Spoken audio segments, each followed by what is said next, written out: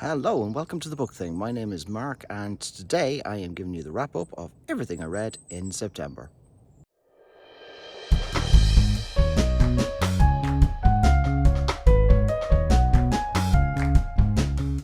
Welcome again to the lovely Welsh countryside. The weather today is pretty nice and dry, so it gives me the opportunity to be outside to do my wrap up for September, which I'm not going to lie was not a particularly easy month.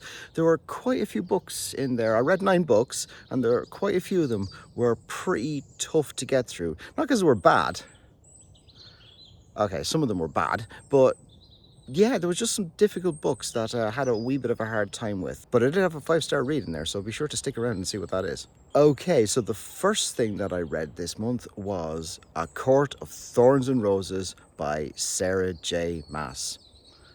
And you're probably thinking, why the hell were you reading A Court of Thorns and Roses by Sarah J. Maas? And there was a very good reason for that. It is part of a protest organised by MJ over at Reading This Life to draw attention to the banning of books in schools in specifically the state of Utah, but across the US. MJ's doing a fundraiser with some really cool t-shirts, so I'll put the link of that down in the description below. I am not going to go through my full review of A Court of Thorns and Roses again because I did a full video for that, which I'll put a link to up here. Other corner, dumbass. Suffice to say, I gave it 2 stars, and barring some miracle, there's not really much chance of me reading the second book. The second book I got through was the second book in the First Law trilogy, which was Before They're Hanged by Joe Abercrombie.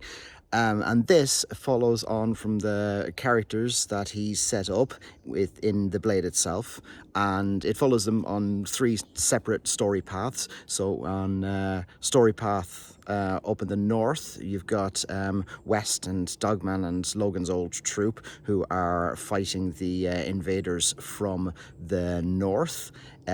You have got the story of Glocta, who has become the ruler of a city down in the south that he is trying to defend from the potential invasion of the Gurkish Empire. And Logan, Pharaoh and Jezzel are going with Baez the Mage to the far side of the continent to try and find an item of great power. Again, these are so well written, the Joe Abercrombie books. I'm really enjoying these, and I'm really looking forward to getting on to the third one. I gave Before They Are Hanged 4 stars. It may surprise you to learn, but A Court of Thorns and Roses was not the book I enjoyed least in September. That honour goes to Terrortome by Garth Merenghi.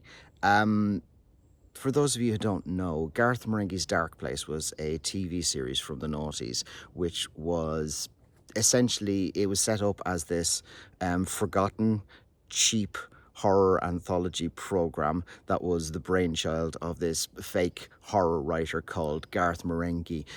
Garth Marenghi is this character who is highly egotistical and has a writing style that just has, smatterings of very well-known horror writers, the likes of Sean Hudson, Stephen King, James Herbert, Clive Barker, those sorts of guys.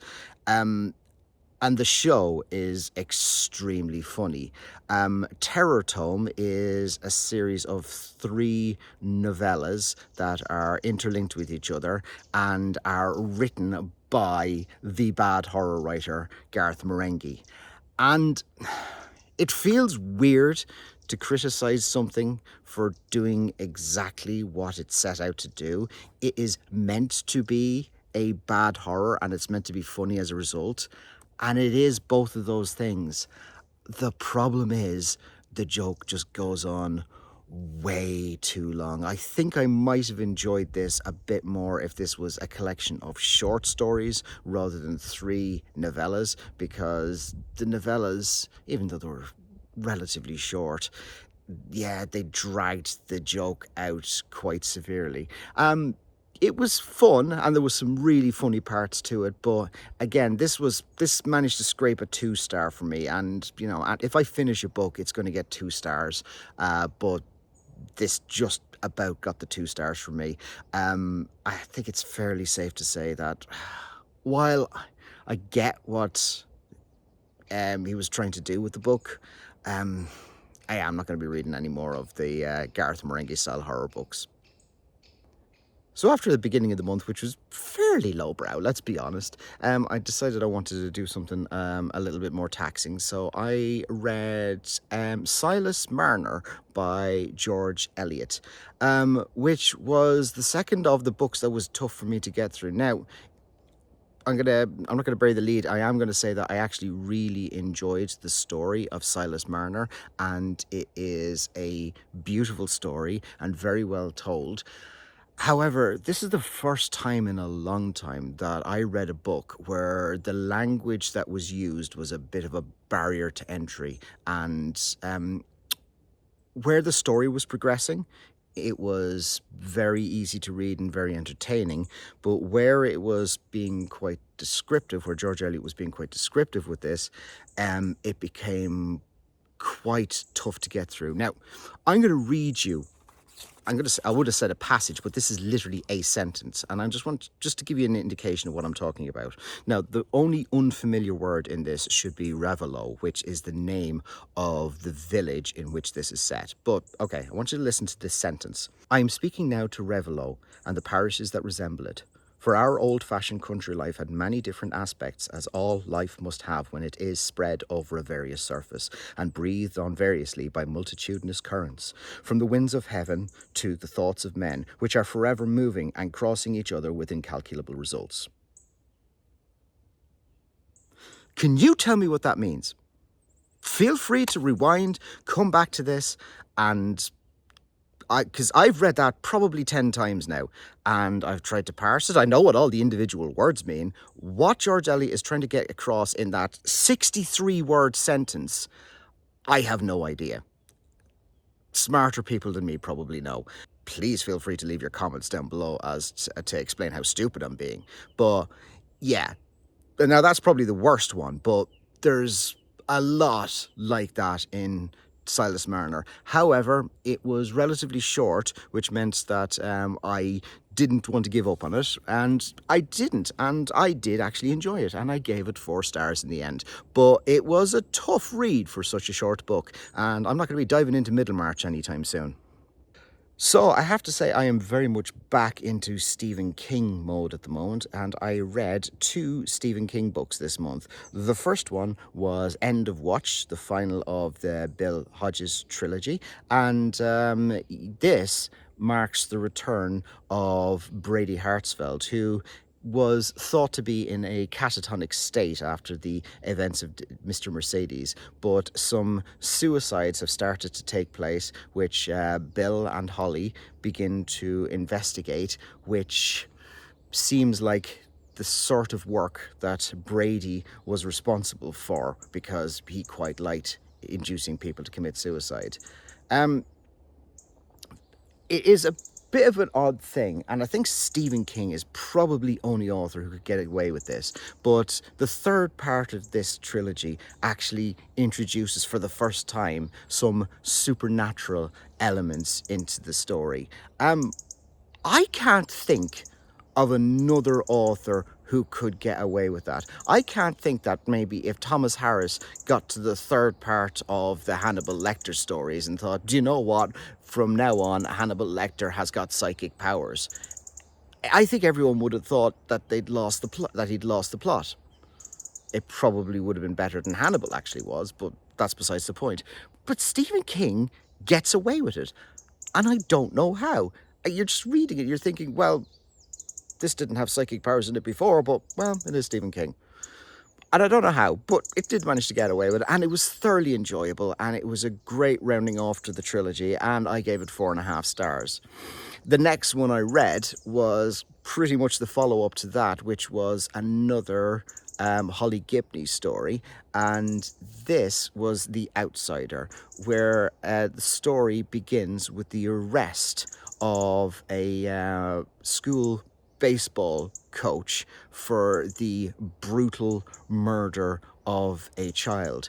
But despite significant eyewitness and DNA evidence to suggest that he did it, there is equally some extremely significant evidence that exonerates him at the same time. And so clearly there's something funny going on. And about midway through the story, we get Holly Gibney coming back into the mix, whose mind has been a bit opened after her last experience with Brady Hartsfield. Again, it's another sort of supernatural detective thriller type story, very much in the vein of what End of Watch was like, which again I thoroughly enjoyed. It felt very reminiscent of the X-Files, and as a 90s kid, yeah, that pretty much appeals to me, and that's right in my wheelhouse. So yeah, again, another 4-star read from me. Really enjoyed it, and if you've finished the first Bill Hodges trilogy, seems like it's definitely worth going on to the Holly Gibney stories as well. Now, unfortunately, this month I only managed to finish one Discworld book, and that was the 4th book in the Watch series, which is Jingo. As usual, that will have its own review fairly soon. I wanted to get through Last Continent as well, because as part of the spooky, scary skeleton Halloween readathon that I'm doing in October, I need to read Carpe Jugulum. So I'm going to have to catch up with Last Continent pretty soon. For those of you who don't know, I am rereading the entirety of the Discworld series and putting up a new review video for those every single week. If you're interested in watching any of those, please consider hitting the like and subscribe button, and you'll see those coming out every single Monday. The next book that I read was I'm Thinking of Ending Things by Iain Reid. This story begins with an unnamed female protagonist who is traveling with her boyfriend to meet his parents for the first time. And in the car, she is sitting and ruminating on their relationship.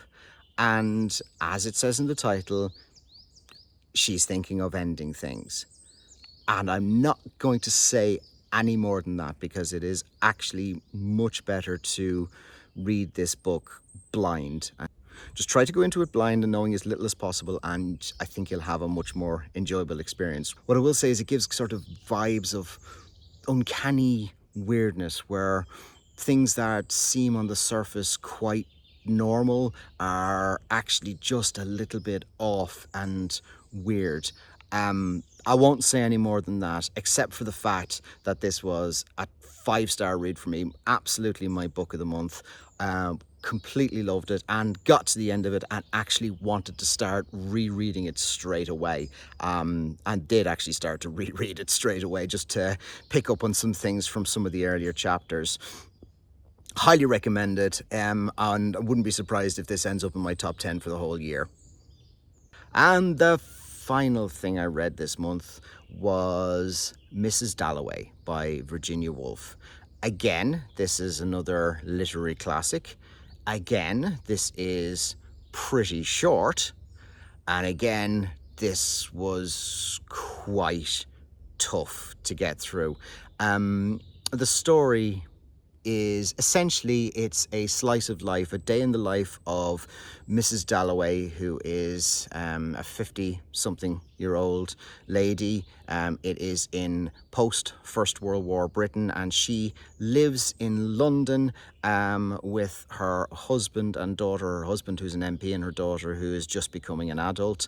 And it is a day in the life from her perspective on the day when she is throwing a party that evening. This begins with her going to the shop to buy flowers for that party. And over the course of the day, she reminisces on her life and the things around, and sort of thinks and comments on the things that are around her. And playing heavy on her thoughts is Peter, who is someone who was a former love interest for her many, many years ago, who has spent the last number of years in India and is returning. This is a real example of stream of consciousness writing, and it is thoughts, it's written in a way that thoughts carry on from each other. So it's trying to emulate what goes on in people's heads, where they're thinking and flitting from one subject to the next. One slight thing can give them a reminder of something that takes them on to the next subject, and then an external thing happens which brings them onto another subject and ties it back to, and it's that sort of style of stream of consciousness writing. And it is very, very beautifully written. And actually, the stream of consciousness writing isn't that hard to follow. What is quite hard to follow is the fact that the perspective of whose stream of consciousness you're getting changes like that. And one minute you're listening to the thoughts of Mrs. Dalloway, next minute you're listening to the thoughts of somebody else who's in the room with her, next minute it could be somebody down the street, and trying to... I found myself quite frequently flicking back and forth and saying, wait, actually, this is somebody else now? Who's this that I'm now from the perspective of? And it's a book that keeps you on your toes, but is quite rewarding to get through. Well, not an awful lot of events take place.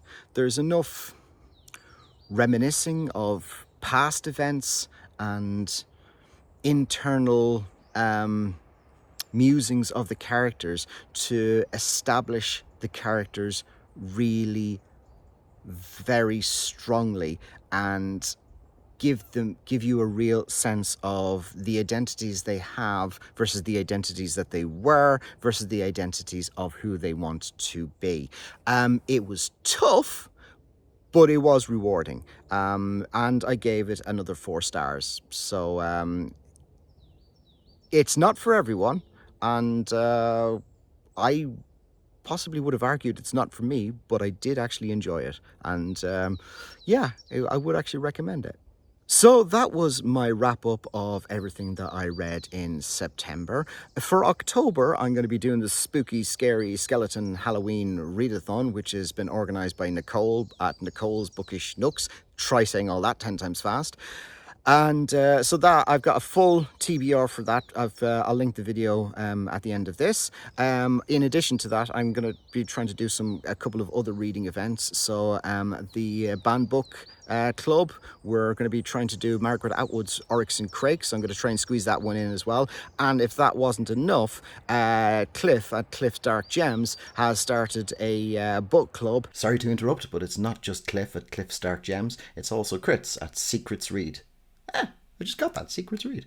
And the first book that that they're doing on that is Clowns versus Spiders.